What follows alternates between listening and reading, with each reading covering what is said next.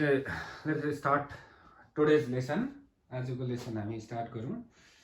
So in previous lesson हामीले कहाँसम्म कुरा गरेको थियौँ भन्दा Einstein's explanation of photoelectric effect, then Millikan's verification by mistake verification भन्नु पर्यो अब त्यसलाई, त्यहाँसम्म र particle nature of light established भएको थियो र NCERT textbook page number 396 मा आउ तिमीहरू त्यहाँनिर दुई तीनवटा पोइन्ट्स छ.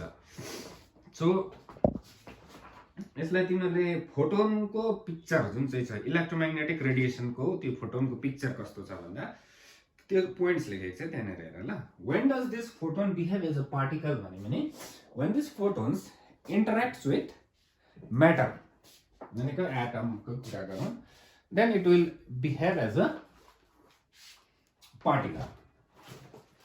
र पार्टिकल भनेपछि it should have a momentum. So अब कसरी निकाल्ने त फोटोनको momentum, how to get it भन्दाखेरि it's very simple. I think all of you know Einstein's equation E is equals to mc square. Okay, so basically यो equation is the final form of, इसको general form of this equation is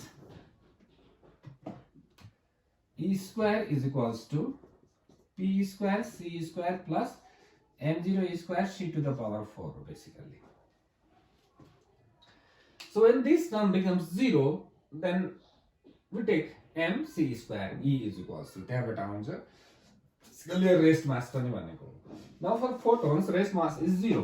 So this goes, then E is equals to PC भयो, PC भयो. So P is momentum here. So P is equals to E by C. What is E? Mani H nu. H nu by C is the momentum. ये direct H nu by C मात्रै दिएको छ होला momentum भनेर. Yes, H nu by C मात्रै दिएको छ र यो दुई तीनवटा पोइन्ट्स छ तिमीहरू पढ्नु पर्यो. Photons are electrically neutral, not deflected by electric and magnetic fields. So this is the thing. Now the nature of the radiation is well established now. सबै कुराहरु हिसाब मिल्यो, सबै कुराहरु भयो र well established भयो. र तिमीहरुले एक्जाम्पल 11.11 12 13 गर्नु पर्यो ल. एक्जाममा आएको क्वेशनहरु हो यो. 11.11 दुई तीन पल्ट आएको हो. इट्स भेरी सिम्पल छ, you can do it. Short पनि छ, सकेन भने मलाई सोध्नु, तर गर्नु चाहिँ पर्यो. Now everything is short now. Dual nature is established. The nature is particle nature as well as a wave nature of the radiation is well established. Now, here comes the de Broglie. De Broglie ले आएर के भन्छ फेरि देखिरा. अब photons मात्रै हैन. Not only photons, everything is associated with the wave character. Matters, all matters are associated with the wave character. र यहाँ तिमीहरुलाई एउटा डिफरेन्स बताउन चाहन्छु ल वेभ र पार्टिकलमा. What is the main difference between wave and a particle? Particle is delocalized or localized. Wave is delocalized. अब यो के लोकलाइज फोकलाइज के भन्दैछ सरले भनेर सुन्न. पार्टिकल हो भने चाहिँ जस्तै आई एम अ पार्टिकल, म यहाँ मात्रै छु नि त यो टाइममा. अहिले कहीँ अरू ठाउँ कहीँ जो जुनै मान्छेले खोज्नु पर्यो नि at this instant of time I am here only. So particle can be present at one place at that time, particular time. दुई तीन ठाउँ हुँदैन. बट वेभ यस्तो हुँदैन. वेभ एकैचोटि धेरै ठाउँ प्रेजेन्ट हुन सक्छ. So this is the main difference. न अब के भन्दैछ ब्रोग्लीले आएर भन्दा everything म पनि तिमी पनि सबै यो चियर पनि associated with the wave character हुन्छ, have a wave nature. So सबैको नै डुअल नेचर हुन्छ. पार्टिकल त हुँदै हो नि त. And it's wavelength. अब वेभ हो भने वेभलेन्थको कुरा गरिहाल्नु पर्यो. And it's wavelength is lambda is given by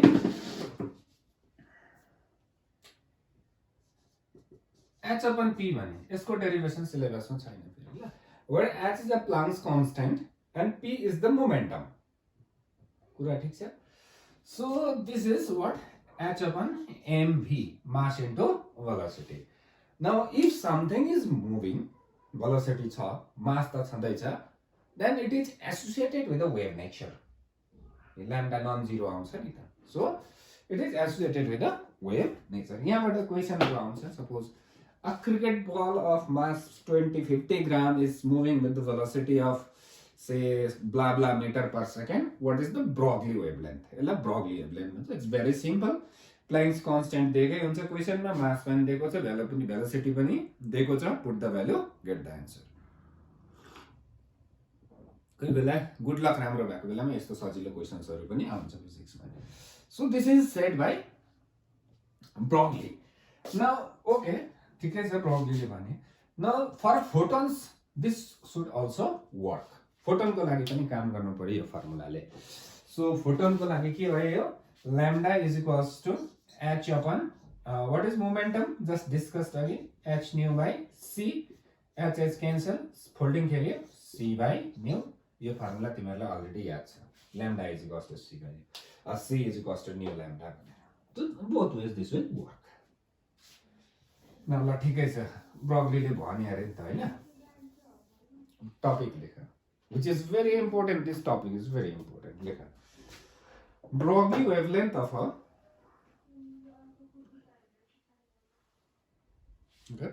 Broglie wavelength of a accelerated electron. Accelerated electron. So अलिकति इम्पोर्टेन्ट छ. एउटा न्यूमेरिकल पनि आउन सक्छ, डेरिभेसन पनि आउन सक्छ. के लेख? Broglie wavelength of a accelerated electron. के लेखौं? Let us consider an electron. Let us consider an electron being accelerated by a potential V. Potential V. V potential लगाएपछि जो जुन चाहिँ थियो नि त्यहाँनेर यहाँ पोटेन्शियल हाइदिँदाखेरि इलेक्ट्रोन एक्सिलरेटेड हुँदै थियो नि हैन potential V. Let us consider an electron accelerated by a potential V. Then its kinetic energy is given by लेखौं kinetic energy त्यही पोटेन्शियल एनर्जी नै कन्भर्ट भएर काइनेटिक एनर्जी हुने हो. सो EV kinetic energy कति भयो? EV. यहाँसम्म बुझ्यो हैन? This potential energy converted into kinetic energy and electron is accelerated. It is very good. राम्रो छ यहाँसम्म. Now from Broglie's relation Now from Broglie's relation, lambda is equals to h by p. Now this p is momentum. I want to find the momentum of the electron. Remember, I want to find the momentum of the electron. Do mass त थाहा छ, velocity कति हो भन्ने कुरा आयो हैन, त्यतापटि जानु पर्दैन. So look at this thing. I need p. Now अब यहाँनेर हेर. यसको मुनि लेख त. Kinetic energy को formula half mv square is equals to EV. This EV is what? This EV is actually K. K हो नि त kinetic energy नै हो. Then I want a momentum. So what I will do? Put square here and मुनि पनि m लगाइदिए. पायो? So what we got? M square V square. That is your mv square is equals to 2m लाई उता लैजाऊ. 2mk. This EV is K actually. So what is mv? mv is your momentum. Then p square is equals to 2mk, where this k is a kinetic energy. यो लेख्दै जानु पर्यो ल मुनि. Then p is equals to कति भयो? Root over 2mk. p is equals to कति भयो? Sorry. Root over 2mk. यसलाई डिलिट गर्दै. Then lambda equals to कति? Wavelength कति भयो? Broglie wavelength. Lambda is equals to h upon root over 2mk, where k is EV. K is EV. ठिकै छ त हैन? So यसको नेक्स्ट लाइनमा लेख्नु मन पर्यो लो सर म लेख्ने हो भने नि h upon root over 2mev. Now k h is a Planck's constant, 2 is a 2, m is a mass of electron, e is a charge of electron here, and v is the potential, applied potential. So के चाहिँ change हुन सक्छ यसमा भन्दा पनि खाली v को value चाहिँ चेन्ज हुन सक्छ नि all other parameter will remain same. Now if all the parameters are remaining same, then I can calculate the value of these overall constants and write it. So this will come out to be lambda equals यो value लगाएर ल यो value हाल्दाखेरि रटिदिँदा पनि हुन्छ 1.227 nanometer divided by root over v. Now if the electron is accelerated by say 9 volt, then v को place मा 9 लगाऊ, it will come out to be 3. Then if you know the formula, you can directly solve. तर यहाँनिर अलिकति बाटो हुनुपर्छ फेरि ल एक्जाममा प्रोटोन भनेर सोध्यो भने यो क्वेशन यो कुरा लाग्दैन फेरि ल यहीँदेखि भ्यालु हालेर गर्नु पर्यो because the mass of the proton will be different. So हामी छौं च्याप्टर नम्बर पेज नम्बर 400 मा पुगेछौं. 400 मा पुगेछ राम्रो भयो. 11.4 पनि तिमीहरुले गर्नु पर्यो ल. यहाँनिर अनसर्टेनिटी प्रिन्सिपलको कुरा गरेको छ हो यो अलिकति बुझाइदिन्छु म तिमीहरुलाई हत्तपत्त एक्जाममा आएको छैन. Uncertainty principle ले के भन्छ?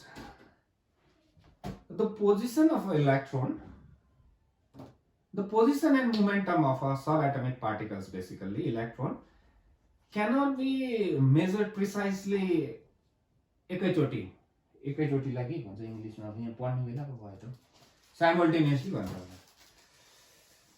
के भन्दै थियो there is always some uncertainty in position and momentum in the specification of a momentum. The product is the delta x into delta b is equals to h cross, where h cross is h upon 2 pi. This statement yes because it's in chemistry also.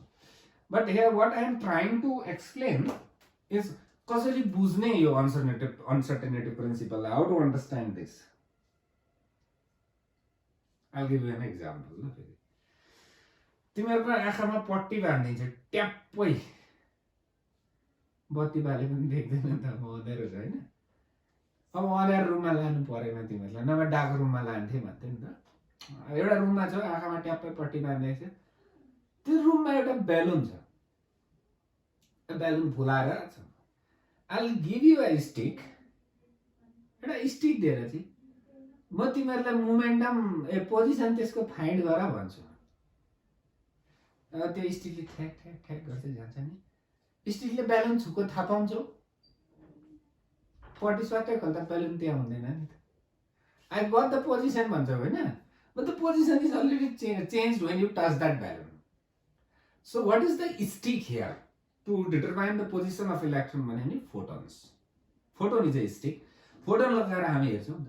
The moment it will get the photon, it will get the energy and it will change its position. बुझ्यो होला. That is basically the explanation of uncertainty principle. Chapter सक्यो खासै भन्नु हो भने chapter is over. अब यो जुन चाहिँ यो तिमीहरुले गर्नु पर्यो ल. This is a very important question. 11.5 and 6 and 7. अब यो म दुई तीनवटा क्वेशन गराइदिन्छु आज ल. अलिकति च्याप्टर पनि सकिहाल्यो. सो यही म्याटरबाट ल. यो म्याटरबाट चारटा क्वेशन छ. नानी झुकिनु भएन. Normally झुकिन्छ. Let me write the formula first. Lambda is equals to h by p. Broglie को डाइरेक्ट कुरा. Lambda is equals to h by root over 2 m k. Lambda is equals to h by root over 2 m e v. अब कुरा सुन यहाँ. Question यो तीनटै कतिखेर कुन चाहिँ use गर्ने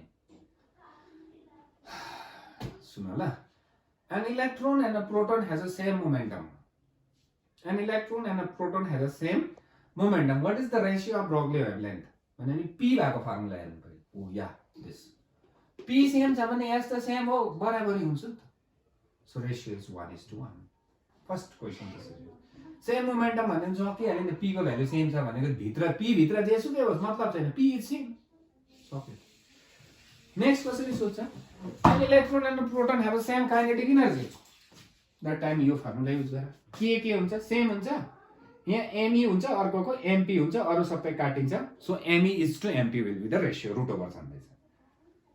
अब एक्सिलरेटेड थ्रो सेम भोल्टेज भन्यो भने यो युज गर्नु. v सेम हुन्छ अरु डिफरेन्ट हुन्छ.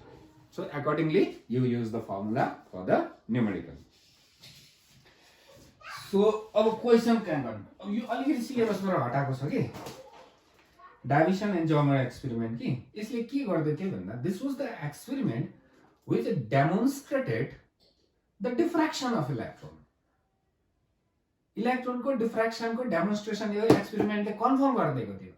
द्याट मिन्स इलेक्ट्रोन डिफ्र्याक्ट हुँदैछ, मतलब डिफ्र्याक्सन कसले देखाउँछ, वेव्सले देखाउँछ, मतलब Broglie hypothesis is correct. This will prove it. सिलेबसमा छैन सो नो टाउको दुखाइन. यो च्याप्टरबाट बेसी न्युमेरिकल हेर्नु पर्दैन, अल एक्जाम्पल्स गर. मैले यो तीनटा भने द्याट विल बी इनफ. बेसी जाने काम छैन. ओके, अब हामी के गर्ने हो, एकछिन पढ्ने हो ल अलिकति. अब it's a short video. Now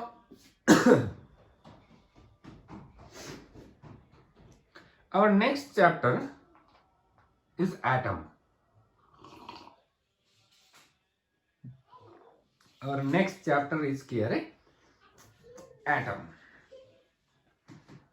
atom को बारेमा पढ्नु पर्ने है. कथा भनौँ अलिकति, यसको फाउन्डेसन दिउँ. फर्स्टमा एटमलाई अणु हो कि के भने कुनै कपालले भन्यो, मलाई याद पनि छैन. एटमको नाम कर्नाड भन्नेले दिएको पऱ्यो. आउँदैन एक्जाममा, यो फेरि फरवर्ड नगर, मजा आउँदैन. कर्नाड भन्नेले एटमको नाम दिएर ल सबै उहिले 1914 भन्दा अगाडिको कुराहरू हो यिनीहरू. पहिलाको बल्ल साइन्स डेभलप हुँदैछ, त्यतिकै सकियो कुरा हुँदैछ. फर्स्टमा एटमको बारेमा थ्योरी दिने मान्छे हामीलाई त प्रेम सरले भने नभन हो, it was John Dalton. Dalton's atomic theory भनेर फर्स्टमा. What does he said? नानी हल्ला नगर त. What does he said? Atom is indivisible. त्यही वर्ड भन्नुहोस्. Atom is indivisible. एटम फुट्नु सक्दैन. And everything in the universe is made up of atoms. ल हुन्छ, सबै खुसी भयो. डाल्टन ज्यू सलाम, very good. Then according to Dalton, the lightest चीज in the universe should be hydrogen atom. Atom फुट्नु सक्दैन भनेपछि त सबभन्दा सानो एटम सबभन्दा सानो चीज भयो नि त. त्योभन्दा सानो चीज हुँदै हुँदैन संसारमा. And that happens to be the hydrogen atom. Okay, ठिकै छ. Now in the later years Mr. Thomson, J.J. Thomson, discovered electron. Discharge tube experiment, cathode ray बाट he discovered electron and positive ray analysis के mass parabola के त्यो कलेजमा पढाउला पछि physics सम्झियो भने. The mass of the electron was discovered. अब electron को mass discover भयो. Then it has been found that the mass of the electron is 1837 times lighter than hydrogen atom. Hydrogen atom भन्दा 1837 times हो कि 36 times हल्का चीज पाइयो. भनेपछि डाल्टन ज्यूलाई क्वेशन मार्क उठ्यो. अब हो तपाईले त हाइड्रोजन भन्दा हल्का जिनिस हुँदैन भनेको थियो, त्यो भन्दा हल्का चीज त थम्सनले पायो भनेपछि तपाईको थ्योरी गयो. And Thomson also that says that the cathode rays are negatively charged actually. त्यो पनि डिफ्लेक्सन हेरेर पाए कि electrons are negatively charge. Then okay, atom भन्दा सानो चीज हुँदो रहेछ इलेक्ट्रोन. त्यतिखेर ELEKTRON इलेक्ट्रोन भन्नु. एटम भन्दा सानो चीज हुँदो रहेछ मतलब एटम फुट्नु पर्यो, अन्त मात्रै सानो बनिन्छ नि त. देन डाल्टनले भने atom is breakable. It has a positive charge as well as a negative charge because atom was found to be neutral. Now electrons negatively charged हो नि त, भनेपछि भित्र equal amount of positive charge हुनुपर्छ भन्ने.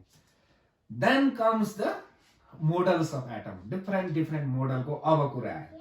किनभने फुट्दैन भने त मोडलै छैन नि त. भित्र जान सक्दैन, किन मोडल चाहियो? फुट्दैन भने त भित्र के छ मतलब छैन.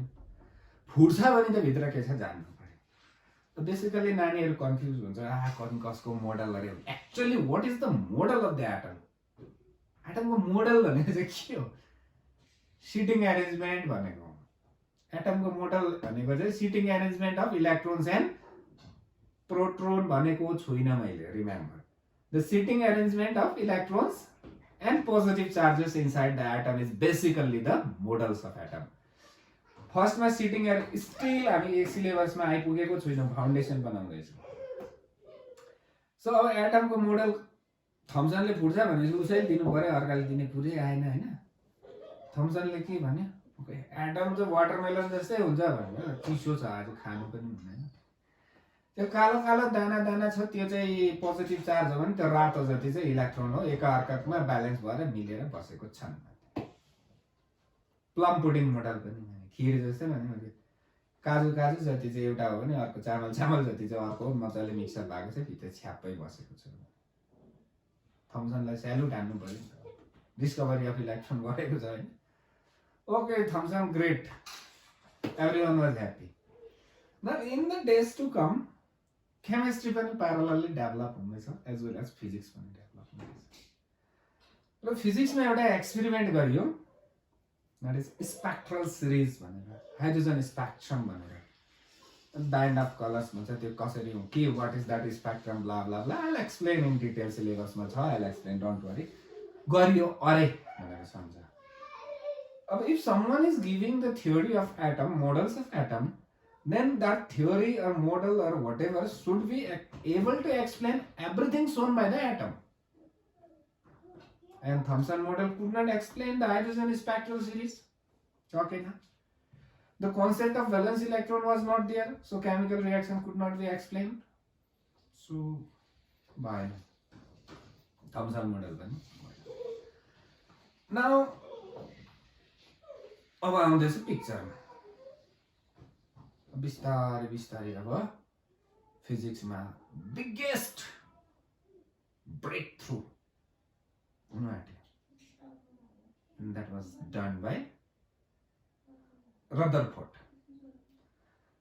The famous experiment, Rutherford alpha scattering experiment. I'll explain the experiment, but don't worry, आउँछ 3 मार्क्सको क्वेसन च्याप्टरमा आइहाल्छ, क्वेसन के छैन, डोन्ट वरी। ल हामी आज अलिकति डिस्कसै गर्ने, गफै गर्ने, किनभने derivation derivation derivation it is creating problem. न रदरफोर्ड आयो, रदरफोर्डले वर्ल्ड फेमस एक्सपेरिमेन्ट गरिदियो, Rutherford alpha scattering experiment, which ultimately led to the discovery of nucleus. बुझ्दैछ? And he gave his model, Rutherford model भनेर एकदम दियो, which has again a complication. त्यहाँबाट को आयो, त्यहाँबाट जो आयो नि उसकै कथा भन्छु ल, नेल्स बोर आयो। ऊ आर दे रदरफोर्ड र नेल्स बोर के पर्छ आफ्नो छ भन्नु। Actually as far as I have read, Bohr was a student of Rutherford, रदरफोर्डको अन्डरमा काम गर्ने मान्छे Niels Bohr. They had actually, there was an interview called by Rutherford, I want people to work under me, anyone who wants to join can join, but you have to give an interview. Then Rutherford gave an advertisement, interview दिनु को जान्दैछ, अब bore जान्दैछ, nails bore जान्दैछ interview दिनु। Then there were few questions asked by Rutherford, and the one particular question was that there was a barometer hanging on the wall. Wallमा barometer झुन्डाइरहेको थियो। Rutherfordले बोरलाई question सोध्यो, do you know what is that? Yeah, that's a barometer. What does it do? It measures the atmospheric pressure. Rutherford was very happy with the answer of the Bohr. And Rutherford said, okay, I'll ask you only one question. If you answered it, then you are in. Bohr said, okay. Then the question was, I want you to measure the height of this building using this barometer. Can you do it? Rutherford board line. The board said, okay, I can do it. Rutherford was happy. Okay, he can do it. Then, okay, tell me, how will you do? The board said, I'll drop the barometer from the window. Barometer खिड्कीबाट झारिदिन्छु भन्यो। software. I'll take the time of flight. Kati muni pugnu kati time lage, I'll take time and I'll use this formula. S is equals to ut plus half gt square. Since I have dropped, so this is 0 and z is 9.8, t I know, and this is distance traveled by the barometer. So this will be the height of the building. I have used the barometer. ठिकै छ क्वेशनहरु use the barometer भनेको छ नि त हैन okay. Do you have any other idea? Rutherford was asking. Then yeah, I have.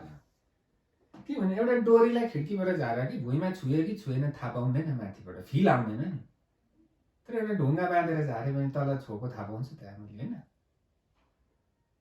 Then he said, I'll tie this barometer with a long thread and I'll drop it from the window. Then when it's going down, you feel a weight. हातमा weight feel हुन्छ नि. But the moment it touches the ground, you will not feel weight because ground मा landing भइसकेको छ. Weight feel हुँदैन. Okay. Then barometer will allow me whether it has touched the ground or not. Then I'll pull the thread back and measure the length of the thread. That will be the height of the building. I've used the barometer. Okay, त्यो पनि ठिकै छ. This telling all this thing has a motive. Now, then okay, Bohr said, Rutherford said, any other idea? Yes, I have. Tell me, come on. हाम्रो जस्तो यहाँ उयो side चाहिँ भाइ लु तिमी मिस्त्री बोला घर बना हुँदैन युरोपियन कन्ट्री द बिल्डर्सले भन्नुहुन्छ then he said I'll contact with the builders of this building who had made this building then I'll say that sir this is a barometer it's a very important thing it's a device which measures atmospheric pressure and blah blah blah I'll give you as a gift but in turn you have to tell me the height of this building I've used the barometer Bohr gave 11 such answers and at the end, Rutherford was frustrated and he said, do you know the answer that I am looking for? Niels Bohr said, yes, I know the answer. Then what is it? And actually the formula for pressure or pressure difference, delta P is equals to H rho G. I'll measure the pressure at the bottom, I'll measure the pressure at the top of the building. Rho is the density of mercury and G is 9.8 or acceleration due to gravity. So I know the pressure from the barometer, I know these two values, I'll put the value and I'll get the H as to be the delta P by rho. That will be your height of the building, he said. Then Rutherford said, you have wasted my time. What you are doing?